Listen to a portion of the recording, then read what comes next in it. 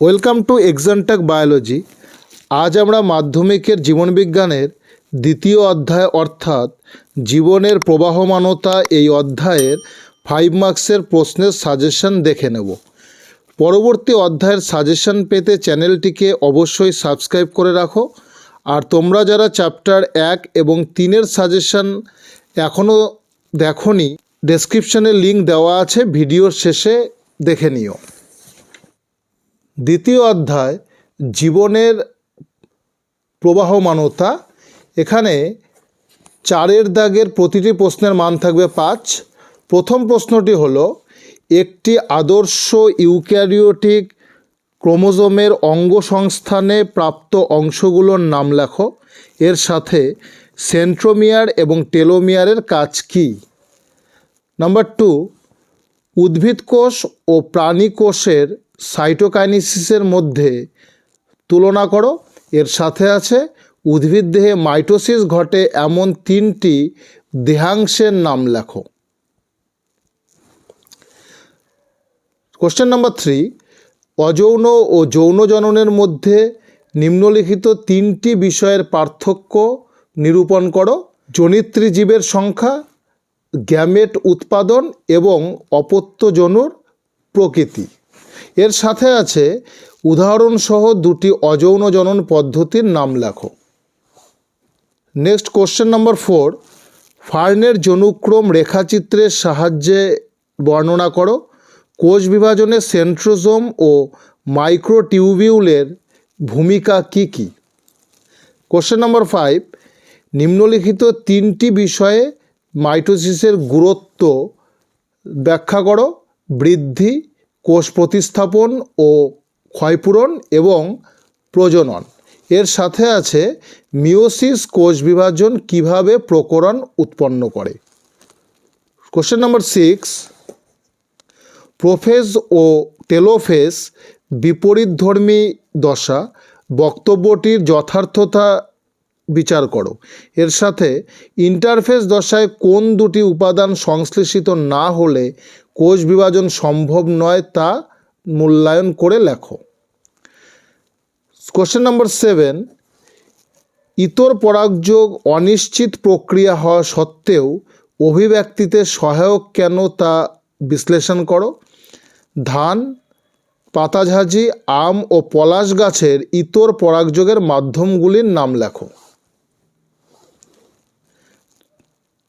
Question number 8, কোষচক্রের G1, S ও G2 দশায় কী কী উপাদান সংশ্লেষিত হয় তার নামের একটি তালিকা তৈরি করো। এর সাথে কোষচক্রের চেক পয়েন্টের নিয়ন্ত্রণ নষ্ট হলে কী কী ঘটনা ঘটতে পারে তা নির্ধারণ করো। কোশ্চেন নাম্বার 9, মাইক্রোপ্রোপাগেশন প্রক্রিয়াটি কিভাবে সম্পন্ন হয় তা বর্ণনা করো।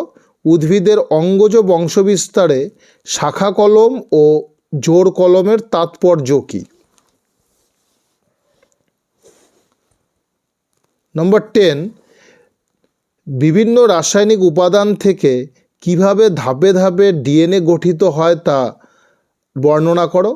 এর সাথে ক্রোমোজোমের রাসায়নিক উপাদানগুলির নাম সারণীর সাহায্যে লেখো। কোশ্চেন নাম্বার 11, কচুরিপানা এবং পাথরকুচি কিভাবে বংশবিস্তার করে। এর সাথে কোন কোন ক্ষেত্রে অঙ্গজ বংশবিস্তারকে প্রাধান্য দেওয়া হয়।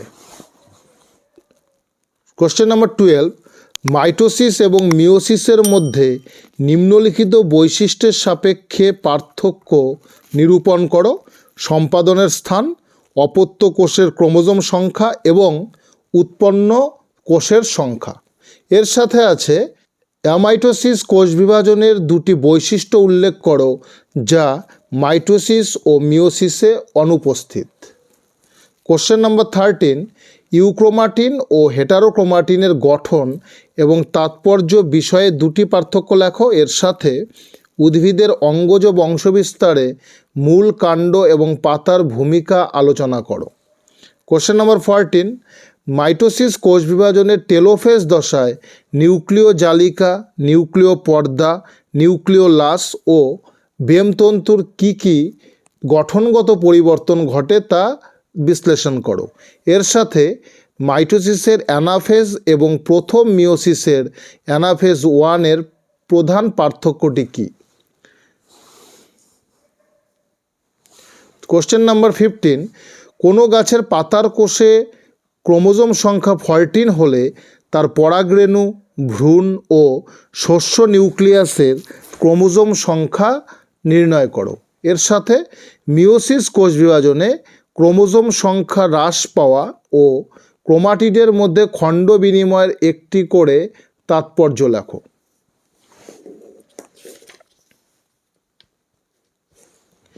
নাম্বার 16, স্বপরাগযোগের 3টি বৈশিষ্ট্য লেখো।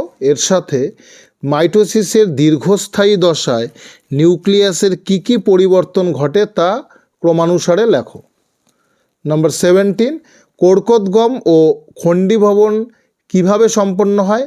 এর সাথে ফার্নের জীবনচক্রের ডিপ্লয়েড দশাগুলির নাম লেখো। নাম্বার 18, মানব বিকাশের বয়ঃসন্ধি দশায় পুরুষ ও স্ত্রী দেহে কী পরিবর্তন ঘটে তা বিবৃত করো। এর সাথে বার্ধক্য দশায় অস্থির কী পরিবর্তন ঘটে তা বিশ্লেষণ করো। কোশ্চেন নাম্বার 19, ডিএনএ এবং আরএনএর মধ্যে গঠনগত 3টি পার্থক্য উল্লেখ করো। এর সাথে মানব বিকাশের অন্তিম দশায় জ্ঞানেন্দ্রিয়গুলির যে পরিবর্তন হয় তা বিশ্লেষণ করো। নাম্বার 20, বৃদ্ধির 3টি দশায় কী ঘটনা ঘটে তা ক্রমানুসারে লেখো।